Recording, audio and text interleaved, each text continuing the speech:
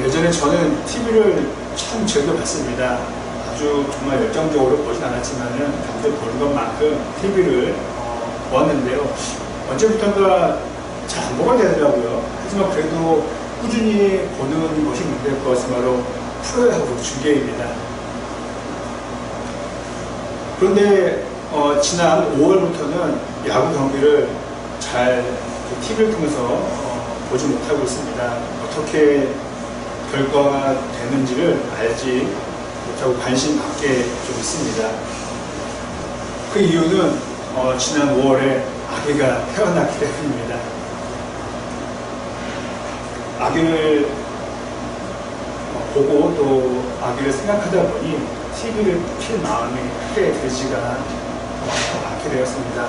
아내가 조리원에 있을 때부터 집에서 왔다 갔다 제가 해놨기 때문에 TV를 거의 못 봤습니다. 육아는 전적으로 아내가 다 하고 있습니다. 제가 하는 것은 정말 적습니다. 하지만 그래도 집에 오면은 항상 안아주려고 하고요. 자더라도 제가 안아주려고 하고요. 또 갓난아이가 놀 수 있는 놀이기구를 같이 옆에서 음악 틀어주면서 같이 놀고 있습니다. 이 마음이 언제 또 변할지는 모르겠지만은 지금 현재 기준으로는 프로야구 경기보다 아기를 보는 게 더 좋습니다. 물론 부모의 그런 의무감 때문에 아기를 보는 것도 있지만은 그것보다 정말 그 TV 화면보다 아기 얼굴을 보는 게 더 좋고 또 부족하지만 아내를 돕는 게 더 보람 있다고 생각이 들어서 TV를 보시면은 아예 못 보고 있습니다. 상황이 바뀌었죠. 5월 전까지만 해도 저는 그냥 한 집의 아들이었고 한 가정의 남편이었고 사위였는데 5월 이후로 저는 한 아이의 아빠가 되었습니다. 이렇게 상황이 바뀌니 삶이 바뀌게 되었습니다. 여담이지만 제가 최근에 내시경 검사를 했는데요. 예전 같으면은 그냥 비수면으로 하면은 무료인데 수면으로 하면은 돈을 좀 내는 거였습니다. 옛날에 그냥 무조건 수면으로 했겠죠.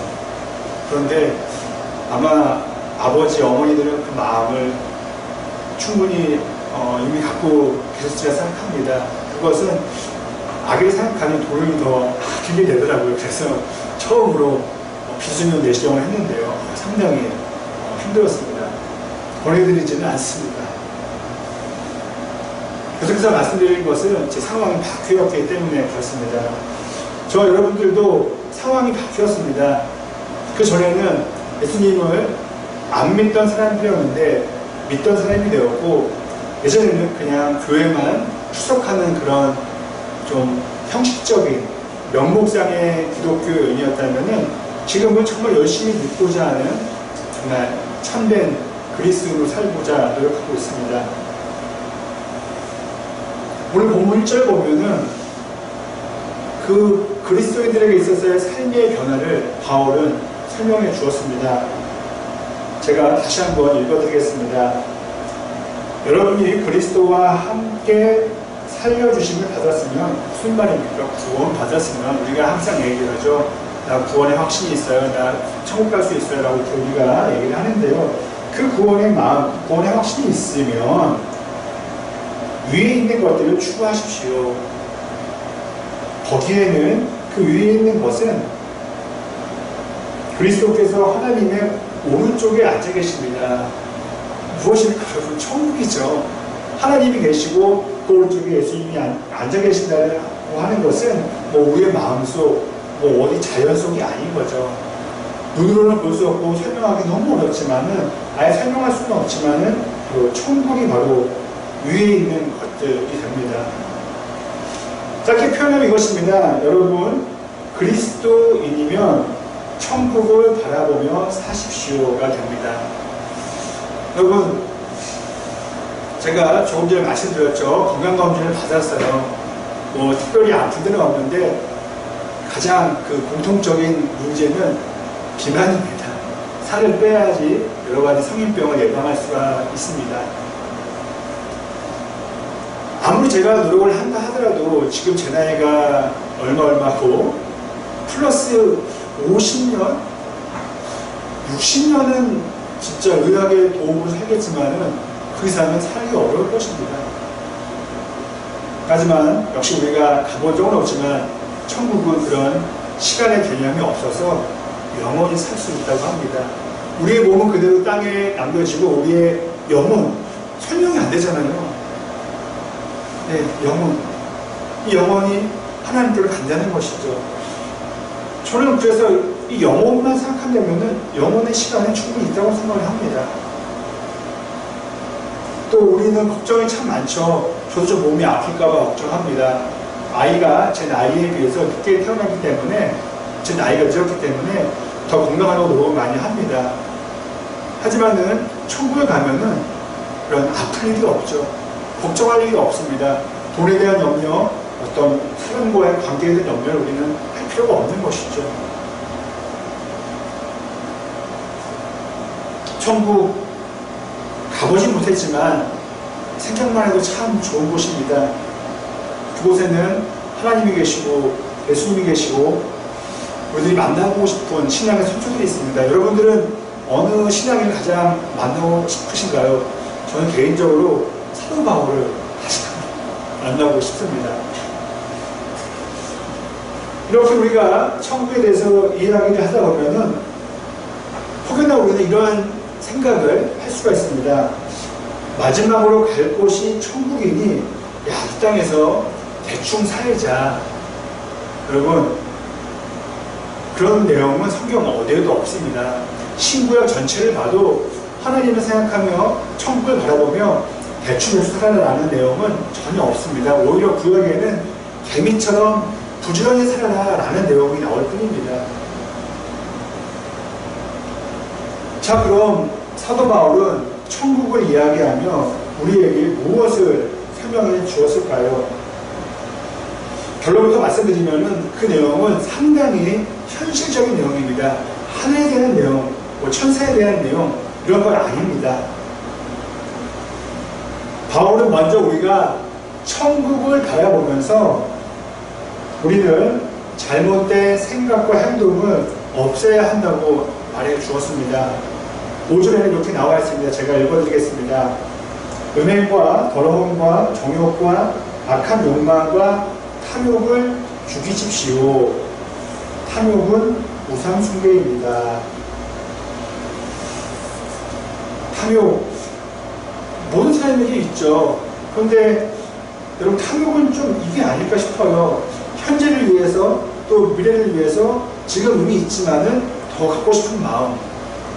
나쁜 것만은 아니잖아요. 나는 조금 써더라도 내 자녀를 위해서 나는 더 많은 것을 준비해 놓아야 돼. 왜 이것이 나쁜 거겠습니까? 부모님의 사랑이라고도 우리는 말할 수 있는 것이죠. 하지만 성경은 단호하게 얘기합니다. 탐욕은 우상 숭배다. 무엇입니까? 하나님과 정반대이라는 것입니다. 제 안에 탐욕의 마음이 점점점 커진다면은 저는 하나님으로부터 점점점 등을 돌리게 된다는 것이죠. 자, 그럼 어떻게 우리 안에 있는 탐욕 또 미래를 향한 그런 준비들을 어떻게 다스릴 수 있을까요? 성경은 전혀 미래를 준비하지 말라, 대충 살아라는 내용은 나와 있지 않습니다. 우리가 그런 욕심, 탐욕을 다스릴 수 있는 것은 역시 오늘 본문이 말해주고 있는 천국을 향한 소망입니다. 한번 예를 들어보겠습니다. 지금 제가 사업하는 사람이에요. 제 옆에 있는 사람은 사업하는 사람이에요. 그런데 탐욕이 같이 있습니다. 그런데 저는 신앙으로 탐욕을 다스렸어요. 그런데 이 옆에 있는 사람은 탐욕을 다스릴 필요가 없는 거죠. 신앙의 제어가 없으니까요. 그래서 정말 큰 돈을 벌었어요. 저도 탐욕만 줄이지 않으면 동시에 큰 돈을 벌 수가 있는 거죠. 여러분, 그렇게 한번 됐다고 생각해 보겠습니다. 어떨까요, 여러분? 사람인지라 얼마나 배가 아프고 얼마나 억울하겠습니까? 나도 저 큰 돈 벌 수 있었는데. 우리는 그런 생각을 충분히 할 수가 있습니다. 하나님은 왜 탐욕을 갖지 말라고 하셨을까? 물론 저도 그런 상황 되면은 참 마음이 쓰리고 아프겠지만은 아마 이런 생각을 할 수 있을 것 같아요. 이렇게 말할 것 같아요. 스스로에게. 그래, 내가 한 50년 큰 돈 없이 살다가 뭐 좀 아쉬운 부분도 있겠지만은 천국에 가면은 그 큰 돈 없어도 괜찮을 거야. 생각도 안 나는 거야. 괜찮다라고 말할 것 같기도 합니다. 여러분 결혼식장에도 가시고 장례식장에도 가시죠. 저는 개인적으로 가고 싶은 데는 결혼식장이지만은 많은 것을 얻고 오는 곳은 장례식장입니다. 저는 개인적으로 목회자로서 장례식장을 참 많이 다녔습니다. 가족이 아니어도 그 염하는 부분, 그런 장면도 같이 많이 나누곤 했습니다. 우리는 모두 장례식장에 가까우면 동의하는 게 있습니다. 죽으면 아무것도 가져갈 수 없구나. 특별히 화장을 치르면 그 마음은 더 크게 다가옵니다. 여러분 보신 적 있으신가요?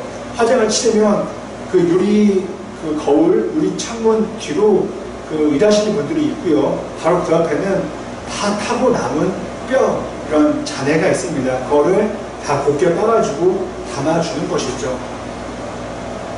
그것을 나무에 심기도 하고 좋은 병에 담아두기도 합니다.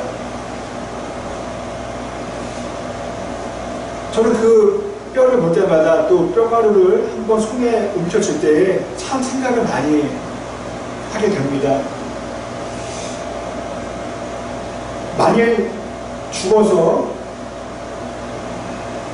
내 영혼이 천국으로 가는데 지금 있는 돈, 얼마 안 되는 돈, 설령 많다고 한다면은 여러분 그 돈을 갖고 갈 수가 없고 설령 갖고 간다고 해요.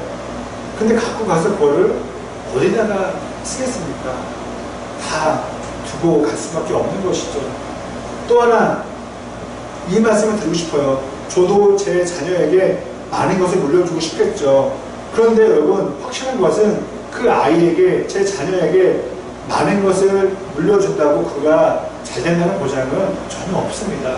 오히려 그것 때문에 그 아이가 해를 입을 수도 있는 것이죠. 그 아이에게 필요한 것은, 우리가 물려줘야 할 것은 하나님, 그리스도 신앙입니다. 이어서 바울은 8절과 9절에서 다음과 같이 말해주었습니다. 제가 읽어드리겠습니다. 분노와 격분과 악의와 회방과 여러분의 입에서 나오는 부끄러운 말을 버리십시오. 서로 거짓말을 하지 마십시오. 여러분 바울은 천국을 얘기하며 좋은 말을 하라고 알려주고 있습니다. 여러분 한번 상상해 보겠습니다. 저희가 천국에 가는데요. 가서 천국에서 어떤 말을, 어떤 대화를 나눌까요? 거짓말을 할까요? 아니면 폭언을 할까요? 천국에서 욕을 할까요? 아마 그런 생각은 하지 않을 것 같습니다. 한 번 또한 상상을 해보았습니다. 어떤 사람이 정말 이 땅에 살면서 하나님을 믿는다고 하면서 정말 폭언하고 격분하고 정말 거짓말하고 거친 말하고 살게 됩니다. 그런데 그 사람이 죽게 되어서 천국을 가게 됐어요. 근데 가자마자 그런 말이 싹 사라졌어요. 너무 차이가 많이 나지 않습니까? 바로 전까지만 해도 막 욕을 하고 죽은 다음에는 천국에 가서 여기다 사라지고, 물론 그럴 수도 있겠지만은, 물론 천국에 가기 전에 무슨 뭐 예비교육을 받는 것은 아니지만은 저는 그렇게 생각합니다. 정말 우리 안에 참된 신앙이 있다면은 우리의 표현과 말이 누가 시키지 않아도 바뀔 수밖에 없게 됩니다. 그래서 우리의 언어는 신앙적인 말, 성경적인 말로 바뀌게 됩니다. 저도 예전에는 욕을 참 잘했어요. 교회 다녀도, 신학을 공부해도, 목회를 해도 친구들 만나면은 욕을 서슴없이 그냥 편하니까 그렇게 나쁜 마음을 없이 했었는데요. 언제부턴가는 그런 마음이 점점 사라지더라고요. 누가 보지 않아도 하나님이 좋아하지 않으시겠다라고 생각을 하게 되었습니다. 여러분, 우리는 교회 다니는 사람이고, 교회 다니는 사람에게 어울리는 단어들이 있습니다. 그것은 무엇일까요? 바로 성경적인 키워드입니다. 저는 이렇게 정의를 내고 있습니다. 그 성경적인 언어의 키워드는 사랑, 부활, 회복, 용서, 연합, 희망, 이런 것입니다. 부디 저와 여러분들이 일상생활을 하면서 가족끼리, 주변 친구들과 함께 대화할 때에 사랑에 대한 것, 희망에 대한 것, 용서에 대한 내용이 더 많아졌으면 합니다. 이것은 거듭거듭 말씀드린다면 천국을 바라보는 그리스도인들이 해야 할 삶의 태도입니다. 제가 계속해서 바울의 이야기를 전해드리겠습니다. 바울은 13절에서 다음과 같이 알려주었습니다. 제가 읽어드리겠습니다. 주님께서 여러분을 용서하신 것과 같이 여러분도 서로 용서하십시오. 저는 이 설교를 가장 힘들어합니다. 왜냐하면 용서를 가장 못하기 때문에 그렇습니다. 다른 것도 잘 못하지만은 제가 가장 실천하지 못하는 것 중에 하나가 바로 용서입니다. 너무너무 어렵습니다.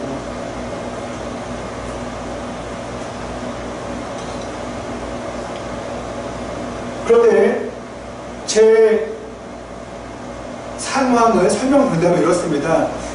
만약 누군가가 많이 미워요. 정말 용서를 못하겠어요. 그런데 기도를 하다 보면은 꼭 마제도에 가서는 용서하게 되더라고요. 제 경험으로 기도를 할 때에도 그 사람이 믿거나 막 저주하는 마음은 안 생기더라고요. 신기합니다. 저는 그것은 제가 인격이 좋아서가 아니라 성령께서 그런 마음을 주신다고 확신을 합니다. 전 때로는 그래요. 누가 좀 마음에 안 들어 미워요. 근데 기도하다 보면은 웬걸요? 그 사람을 위해서, 그분을 위해서 기도하게 되더라고요. 잘 되기를 위해서 말이죠.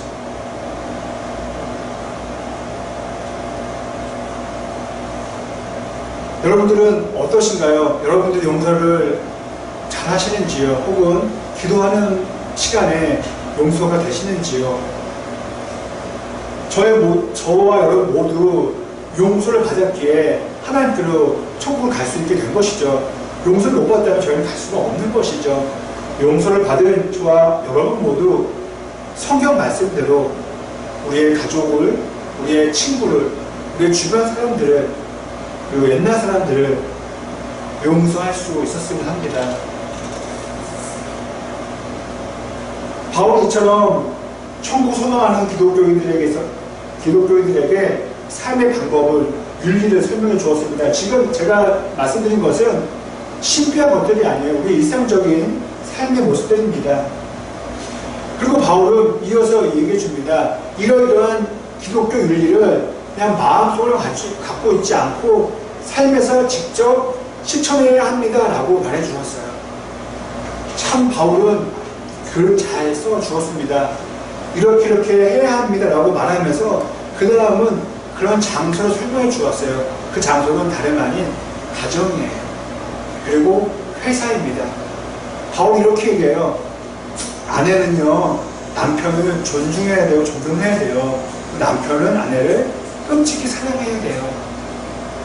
또 이렇게 얘기합니다. 자녀들은 부모님들한테 순종해야 돼요. 그리고 부모님들은 자녀들에게 함부해서는 안 돼요. 여러분, 이 가족 구성원이 있는데요. 모두가 다 서로에게 잘해야 한다는 것입니다. 어느 한 사람만 잘해서는 안 된다는 것입니다. 아마 가정에서 가장 못하는 것이 있다면 저 생각으로는 부모님이 자녀들에게 가장 좀 실수를 많이 하지 않나 싶습니다. 물론 자녀들도 효도를 해야겠지만은 바울이 이런 내용을 설명해 주었습니다. 제가 22절 말씀을 읽어드리겠습니다. 부모님들에게 한 말이에요. 여러분의 자녀들을 격분하게 하지 마십시오. 부모라는 이름으로, 부모라는 권위를 앞세워서 자녀들에게 우리는 화분할 때가 있지 않을까 합니다. 그리고 이렇게 말하고 있습니다. 그들의 의기를, 다른 말로 그들의 용기와 꿈을 꺾지 않아야 합니다. 제가 또 언제까지 할 수 있는지는 모르지만은 제가 아이가 태어날 쯤에 이런 마음이 들었어요. 아이가 전혀 아무 말도 못 알아듣는, 아무 소리도 못 알아듣는 갓난아기를 할지라도 내가 한 번도 아이에게 짜증을 내지 않으리라. 이것은 아빠로서 할 일이 아니고, 또 아기가 못 알아듣는다고 해서는 안 되는 것이라는 생각이 들더라고요. 그래서 지금도 정말 아이 때문에 잠을 못 자고 힘들어도 짜증 한번 내지 않고 있습니다. 그것은 제 인격이 아니라 성경의 그런 내용이기도 합니다. 자녀들에게 격분하게 하지 말아라. 잘해주라는 거죠. 또 바울은 4장의 내용이지만 연결해서 4장 1절에서 다음과 같은 내용을 말해주었습니다. 이것은 회사의 주인, 사장님들에게 하는 말입니다. 이렇게 바울이 말해주었습니다. 정당하고 공정하게 종들을 대우하십시오. 여러분도 하늘의 주인을 모시고 있다는 사실을 아시기 바랍니다. 참 멋진 말이죠. 하늘의 주인 되신 하나님이 계시기 때문에 아랫사람들한테 함부로해서는 안 됩니다. 당신들이 제일 높은 사람이 아닙니다. 라는 것이죠. 이처럼 바울은 천국에 대한 생각을 멀리만 둘 것이 아니라 우리의 현실로 강하게 끌어왔습니다. 가정으로 회사로 끌고 온 것이죠. 이거예요. 바울은 여러분 가정에서 회사에서 화내고 싶고 막 하고 싶지만은 나쁘게 하고 싶지만은 하나님을 생각해서 성경에 나온 것처럼 다르게 착하게 행동해야 합니다라는 것이죠. 우리 흔히 얘기하잖아요. 막 화내고 싶을 때, 막 하고 싶을 때, 야 집에 계신 부모님 생각해. 야 누구누구 생각해. 그래서 좀 참아봐. 이렇게 얘기를 합니다. 이 지역에서 어떤 분들은 저에게 이렇게 얘기하실 수 있으세요. 예수님 믿는 것도 힘든데 어떻게 착하고 바르게 삽니까? 나만 바보가 되라는 말입니까? 내가 구원받고 복 받으려고 예수님 믿지 착하게 살려고 내가 믿는 거 아닙니다. 그렇게 사는 것은 너무 힘듭니다 라고 말씀하시는 분이 있을지도 모르겠어요. 그리고 어떤 분이 이렇게 말씀하시는 분도 있을지 모릅니다. 그래도 저는 교회를 안 다닐 때보다 지금 더 잘하고 있습니다 라고 스스로를 변호할 수도 있습니다. 사실 이 생각은 제가 예전에 가졌던 마음들이에요. 하나님은 믿으면 됐지 선행은 왜 하니? 착하게 사는 것도 한계가 있지라고 저는 생각을 했었습니다. 그런데 오늘과 같은 말씀을 읽으면서 이게 아니다라고 깨닫게 될 것입니다. 여러분 제가 오늘 말하는 이런 바르게 사는 것, 착하게 사는 것이 다른 내용이 아니잖아요. 바로 성경의 내용입니다. 그리고 조금 전에 말씀드린 것처럼 교회를 안 다니는 것보다 다니는 게 좀 나을 거야 라고 말을 하지만은 여러분 성경이 말하는 것은요 안 믿는 모습에서 많이 바뀌어야 된다고 얘기해주고 있습니다. 한 번에 그 방향을 못 바꾸더라도 조금씩 바뀌어서 옛날 모습을 잊어야 하는 것이죠. 그런데 우리는 옛날의 모습에서 약간 변한 다음에 나는 많이 변했어, 나는 달랐어 라고 우리는 얘기하는데 그것은 결코 다른 모습이 아닌 것이죠. 저는 몇 년 전부터 오늘과 같은 말씀을 실행에 옮기기로 도전해 봤습니다. 정말 실천해 봤어요. 이게 되는지 안 되는지요.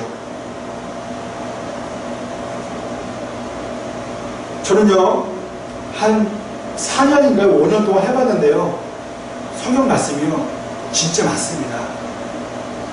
착하게 사는 게 바르게 사는 게 손해보는 것 같고 바보처럼 여겨지는 것 같은데요 결과로 보면요 오히려 이익입니다. 여러분도 안 믿어지시면 한번 해보세요. 정말 신기합니다. 그리고 이 힘든 세상, 험한 세상 저는 수도 없이 경험했습니다. 친절하게 대하면 대할수록 돌아오는 것은 더 큰 친절이고 더 큰 보상이었어요. 가령 운전을 하면서 상대방이 잘못할 수 있고 저와 그 사람이 서로가 잘못할 수 있어요. 그런데 할 수 없이 문을 열고 말을 해야 할 때가 있어요. 차가 좁아서 움직이지 못하니까요. 그때마다 제가 항상 하는 말이 이거예요.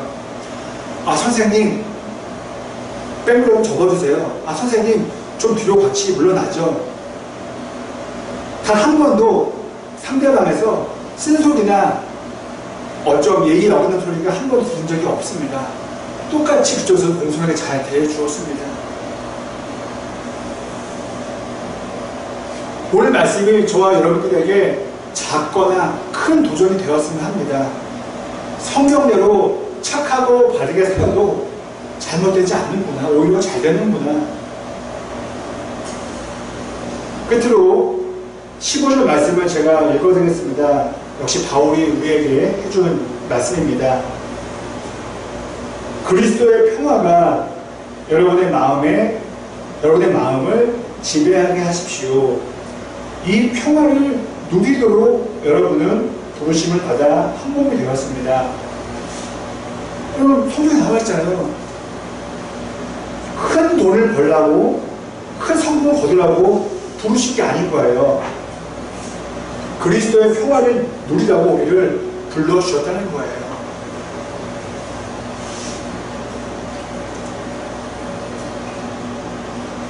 정리하면 이렇습니다. 천국을 소망하며 눈에는 보이지 않지만 천국을 바라보며 신앙을 갖고 오늘과 같은 말씀대로 착하고 바르게 살게 되면 천국으로부터 계신 예수님의 평화가 우리에게 전달된다는 것이죠. 지금 우리에게 여러분 정말 참된 평안이 있다고 생각해 보세요. 이보다 더 좋을 거는 없는 것입니다. 그리스도의 평화가 우리가 예수를 믿는 큰 이유 중에 하나라는 것이죠.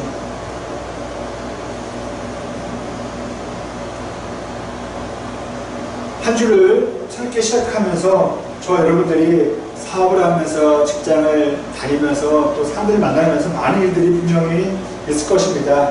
오늘 주일의 말씀을 기억하면서 정말 신앙으로 살고자 저희 모두 함께 노력했으면 합니다. 그렇게 되면은 오늘 말씀 그대로 예수 그리스도의 평화가 내적 평안이 우리에게 임하게 될 것입니다.